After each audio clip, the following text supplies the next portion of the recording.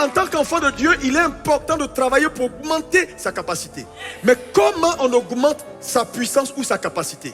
Par une vie d'intimité et de communion. Parce que la Bible dit, celui qui s'attache à Dieu devient avec lui un seul esprit. Et la capacité est dans l'esprit.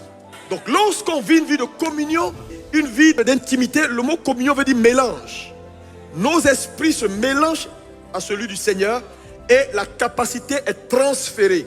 En fonction de notre niveau d'intimité, nous tirons la puissance et nous l'emmagasinons en nous.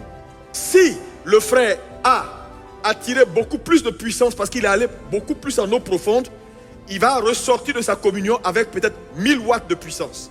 Si l'autre frère entre dans une intimité légère et une vie bizarre, il va tirer 5 watts de puissance. Maintenant, quand ils vont sortir de la communion, l'autre a 1000, l'autre a 5.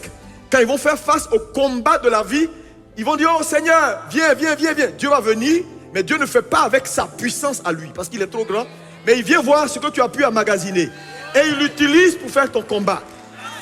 Donc, si tu as emmagasiné 5, et que le diable envoie vers toi 100, tu vas tomber. Même si tu dis le nom de Jésus.